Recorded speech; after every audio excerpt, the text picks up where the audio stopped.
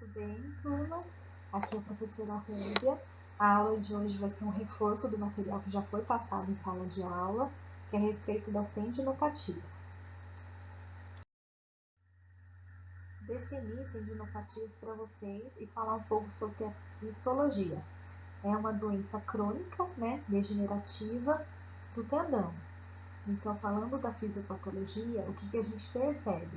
A gente percebe uma falta de células inflamatórias, porque trata-se de uma região hipovascularizada, ou seja, o suprimento sanguíneo desse tendão ele é proveniente do perínesio e do periósteo, faltando aí uma vascularização para acelerar os processos de cicatrização.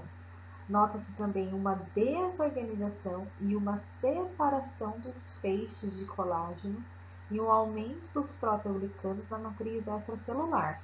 Acompanhe aqui comigo no apontador que essa é a histologia de um tendão. Então aqui a gente tem a matriz extracelular, que é a base, e os tenócitos, que são as células tendíneas.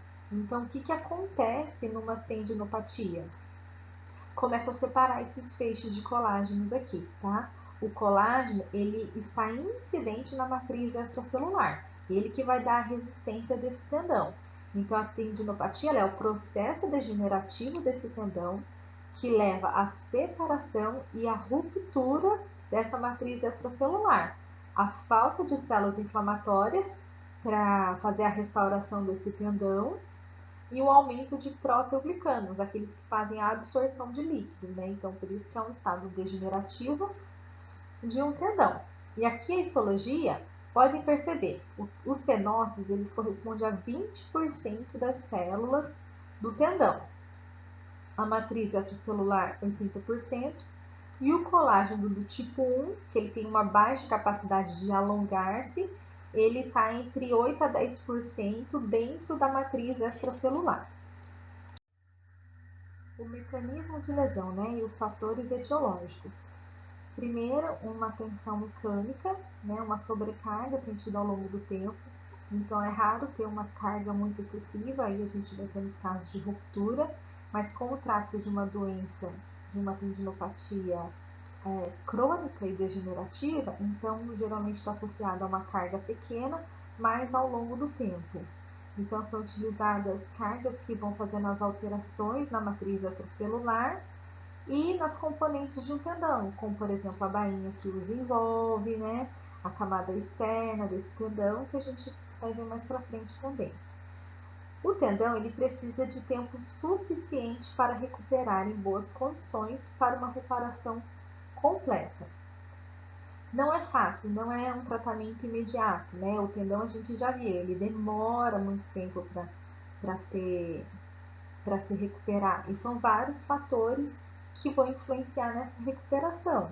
Porém, a maioria dos pacientes, eles não vão esperar ou não vai dar o tempo suficiente, já que trata-se de uma região de hipovascularização. O tratamento ele é longo mesmo, Ele é longo, então o tratamento inicial, que é retirar a algia, abolir processos inflamatórios, e aí a gente tem que dar continuidade e fortalecer esse tendão. Só que às vezes os pacientes não têm o tempo suficiente, não esperam o tempo suficiente, e essa falta de tempo vai sobrecarregar ainda mais esse tendão, E associado a fatores, não só o excesso de carga, mas também a falta do ajuste ergonômico, de uma boa postura, é o que vai favorecer o surgimento dessas tendinopatias, Então vamos lá, resumindo. Vai resultar de um desequilíbrio entre a produção e a degradação das fibras do tendão, sendo o uso excessivo não permitindo assim uma recuperação de qualidade. Aqui, fatores etiológicos que levam a causa os movimentos repetitivos associados a posturas inadequadas que requerem o uso de força, de uma carga excedente. Classificar, Então, tendinopatias é um termo genérico, um termo geral para tendinite, mas vamos dividir aqui e saber o que cada uma significa. Então, tenosinevite é a inflamação da membrana sinovial, da bainha que recobre o tendão, e aí a gente tem como exemplos o dedo engatilho, que é a tenossinovite dos flexores dos dedos, a tendinite de De Quervain, que é a tendinite do abdutor longo do polegar e extensor curto do polegar. Depois, tendinite calcificante ou calcária é a degeneração do tendão, que resulta na formação do depósito de cálcio, ou seja, do depósito é como se fosse uma ossificação dentro de um tendão. Isso dá para a gente ver perfeitamente numa radiografia. É muito comum, a maior incidência aqui que a gente vê são no tendão do supraespinhoso. A tendinose é a degeneração do tendão devido a microtraumas repetitivos. Então, aqui é o que a gente fala popularmente de tendinite. Só que pegando o sufixo it, né, é inflamação. Então, a tendinose é o estado crônico, mas a tendinite que a gente tão popularmente fala, ela se encontra aqui, tá? Dentro da tendinose. Então, a entesite é a inflamação da íntese, que é o ponto de inserção do tendão no osso, a junção tendão-osso. E aí a gente tem como exemplos a epicondilite lateral, que é a tendinite de tenista, e a medial, que é a tendinite de golfista. Também temos a entesopatia da pata de ganso, só lembrando os 3 músculos que fazem parte, é o grácil, o sartório e o semitendino. E também a entesopatia retrocalcânea ou subcalcânea, que é a inserção do tendão do calcâneo. E para a tendinite, é a inflamação da junção músculo-tendão, tá? Então, a gente está na região externa, então a região interna está preservada. Os padrões, a histologia do tendão, a região interna, ela está preservada. Diferenciar para vocês os graus de lesão. Então, grau 1, 2 e 3. O grau 1, de acordo com a sintomatologia do paciente, é uma dor leve no momento da lesão ou até 24 horas. Também aparece um edema de leve intensidade e uma sensibilidade local leve também. Então, é aquele indivíduo que ele vai sentir a dor, mas dentro de 24 horas está tudo normal, tudo controlado. O grau 2 já é uma dor um pouco mais intensa, que esse indivíduo ele é afastado das atividades funcionais dele, né? Então ele entra no processo de repouso. Quando você vai fazer o exame físico, é muito sensível ao alongamento e à palpação. E aí a gente tem umas micro rupturas de fibras, ou seja, a ruptura parcial das fibras, né? E o grau 3, a gente tem a ruptura completa ou a avulsão do tecido. Geralmente a gente tem na junção músculo-tendina. Aqui um gráfico só para mostrar para vocês, olha, dividindo aqui, grau 1 são as microlesões, grau 2 as rupturas parciais desse tendão, e o grau 3 aqui, ó, a ruptura total dele, tá bom? Então aqui a gente tem, além das micro-rupturas, a gente tem a ruptura parcial também no grau 2. Tratamento. Primeiro, né, a primeira opção é o tratamento conservador, é a fisioterapia. E em último caso, quando a gente tem uma ruptura grau 3, a gente parte para o tratamento cirúrgico, tudo bem? E também, se não tratado adequadamente, há o risco de necrose da região. Então, como que a gente vai tratar esse paciente com tendinite? Primeiro, ali os objetivos primários, que é a boliralgia e os sinais inflamatórios. Se for sinais flogísticos como calor, rubor e edema, a gente vai entrar com a hipotermoterapia. Passando essa fase inicial, a gente pode entrar com a hipertermoterapia. Mobilização precoce já para estimular a nutrição sanguínea, né, se não for na fase aguda, ou promover a analgesia. Recursos de eletroterapia, não está aqui, mas também laser terapia, e o repouso no momento inicial é muito indicado ali nos primeiros dias, numa fase aguda. E aí falar um pouquinho mais para vocês a respeito desse repouso no próximo slide, quando eu vou mostrar os braces para vocês. Depois, vai recuperando a mobilização, a mobilidade, a amplitude de movimento de maneira passiva, depois ativa.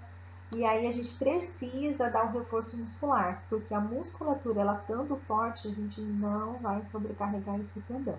Então, a cinesioterapia é essencial, com cargas progressivas, e aqui um destaque para os exercícios excêntricos. Então, na medida que for possível, por exemplo, a gente vai começar exercícios ativos e resistidos. Primeiro, os isométricos, depois progredir para os isotônicos, nos isotônicos focar no concêntrico e, por último, nos excêntricos. Né? Então, o exercício excêntrico é aquele que vai dar uma potência maior, uma força maior, uma resistência maior para a musculatura, não deixando que sobrecarregue todas as cargas no tendão. Então, tem muitos artigos focando nos exercícios excêntricos. Além disso, estimular a funcionalidade, fazer as atividades de vida diárias, laborais, esportivas do paciente e orientar a ergonomia. Né? Isso aí pode ser, se a gente fizer todo o tratamento, mas não orientar a ergonomia, pode ser que lá na frente esse paciente volte novamente para fazer fisioterapia por causa da mesma tendinite. Então é essencial a gente ajustar os padrões biomecânicos, sempre alinhar as articulações, né, para não sobrecarregar. Como eu dei um exemplo para vocês, quando utiliza-se o mouse fazendo uma hiperextensão com desvio radial ou desvio unar, vai sobrecarregar muito os tendões flexores. E aí a gente pode ter tendinite dos flexores de punho, e essa tendinite, se ela avançar, chegar a ter até uma tenossinovite, né? Desculpa, a síndrome do túnel do carpo. Aqui, olha, os braces, né? Que são as órteses de repouso. Então, aqui a gente tem uma mão aqui cobrindo toda a parte dos metacarpos, do carpo, a parte do estado rádio 1. Então, eu estabilizei os flexores de punho aqui, né? Para o paciente entrar em repouso mesmo. Então, geralmente, o paciente que já está no grau 2, ele vai requerer, né, um repouso, um afastamento. Então, é indicado nessa fase mais aguda, né, de uma inflamação, o brace. Aqui, por exemplo, uma tendinite do tendão patelar, né? Às vezes a pessoa é um atleta, um esporte que tem muito salto, então aqui também fazendo esse reforço, dando essa segurança, esse alívio, estabilizando um pouco a articulação. Mas aqui é importante falar para vocês também que somente o brace a um longo período de tempo não é o mais indicado. Por quê? Porque esse brace ele vai dar uma estabilização, então o paciente ele vai perder todo o trabalho proprioceptivo e também ele vai enfraquecer a musculatura ao redor. E o que a gente precisa é de um músculo forte para não sobrecarregar o tendão. Então todo o trabalho de estabilização das musculaturas sinergistas, né?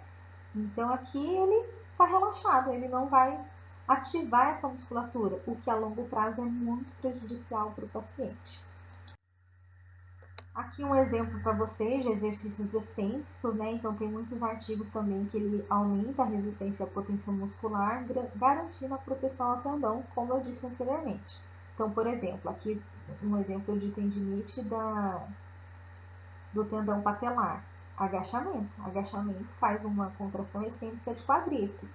E aí, se a gente colocar, acompanha aqui comigo no desenho, um declive para esse paciente, fazendo uma plantiflexão de tornozelo, eu afasto ainda mais a origem de inserção desse quadríceps, que ele vai fortalecer melhor ainda, né? Porque aqui vai ser mais excêntrico ainda na hora dele fazer o agachamento. E nessa imagem aqui ainda com carga, né? Com resistência mecânica, aqui numa mecanoterapia. Tratamento também, né? Um aqui quando a gente entra para elétrico, para termo, então a gente tem a terapia por ondas de choque. Quem lembra, né? Passado lá em termofototerapia. Então a gente promove aqui, a gente tem a radial e a focal, mas sempre localizado no tendão, ela vai fazer uma microcavitação, uma microbolha, microdestruição, que vai promover o processo de inflamação e de restauração do tecido.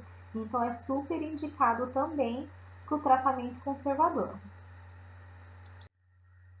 Aqui um exemplo para vocês de uma ruptura de tendão, né? Então, por exemplo, aqui eu tenho a ruptura dos tendões do manguito rotador, que é super importante para a estabilização do ombro, né? Então, aqui embaixo na imagem, um ombro saudável. e aqui uma lesão dos tendões do manguito. Fatores de risco para ruptura. Primeiro, falta de condicionamento físico, fraqueza muscular, fadiga muscular, não tem resistência, não tem potência, sobrecarrega o tendão. Depois, exercícios contínuos, excessivos e extenuantes, né? De repente, o indivíduo começou a fazer um exercício que ele é muito repetitivo. Então, foi de uma hora para outra, não estava preparado. Isso pode desencadear a longo prazo a ruptura do tendão. Então, só o nível de curiosidade, olha, um tendão ele suporta de 1.500 a 2.000 manipulações, contrações por hora. Então, quando a gente fala de extenuante, é acima de 2.000 por hora, né? Isso a gente já fez a conta, chega a ser mais ou menos uma por segundo. A idade avançada, obesidade, já tendinite prévia, talvez, né? Ali já não tem um tratamento da tendinite, e aí continua os exercícios, continua a sobrecarga, pode ser que venha a ocorrer a ruptura. Um aumento súbito de atividade, a mulher, né, numa fase lá de climatério, menopausa, devido à diminuição do hormônio do estrogênio, ou o que acontece também é uma falta de preparação da musculatura e uma aplicação brusca de uma força de estiramento por um músculo ou uma contração muito vigorosa. Aí a gente pode ter as rupturas de tendão e a gente também pode ter as fraturas por avulsão, ou seja, o tendão a musculatura contrai com tanta força que esse tendão ele é retirado da sua inserção. Então, além do tendão se romper, né, puxa ali um pedaço do periósteo onde ele está inserido. Então, eu tenho essa ruptura total, essa desfragmentação do local. Então, um exemplo disso são em corredores. A hora que vão começar uma corrida, fazer o disparo, né? Então, contrai muito vigorosamente e acaba tendo a ruptura ali do tendão calcâneo. Aqui uma imagem para vocês de reconstrução, né? O tratamento cirúrgico. Lógico que nesse caso a fisioterapia ela não vai conseguir intervir, a gente vai tratar no pós-operatório. Mas aqui, ó, fixação com âncoras, né? Fazendo aqui a sutura. Aqui também, olha, no tendão calcâneo, tá? Uma ruptura aqui já na parte distal. Não é igual ao exemplo que eu falei para vocês, que seria aqui, ó, tendão osso, que a gente chama de fratura por avulsão. Mas aqui na parte central aqui do tendão calcâneo mesmo, tá? Então também existe reconstrução cirúrgica. Fisioterapia, né? Se for o caso não cirúrgico, pacientes idosos que não podem ser submetidos à cirurgia.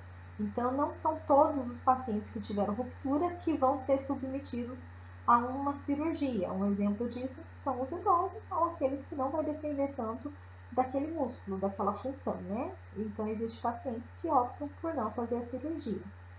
No pós-operatório, então, como que a gente vai entrar? Com órtese, com repouso, abolir sinais inflamatórios, abolir algia, lembrando que agora eu posso ter ali uma âncora, alguma osteossíntese metálica, então se atentar às contraindicações. Ganhar lentamente amplitude de movimento, força muscular, sempre começar pelo isométrico, progredir para o isotônico, aumentar gradativamente as cargas. Treinar a propriocepção, seja de membros superiores e inferiores, treinar a função e também orientar a ergonomia. Nunca esqueçam também a importância de orientar a ergonomia. Tudo bem? Eu espero que vocês tenham gostado dessa breve revisão de uma aula que já foi passada para vocês. Fico à disposição para retirar as dúvidas. Muito obrigada!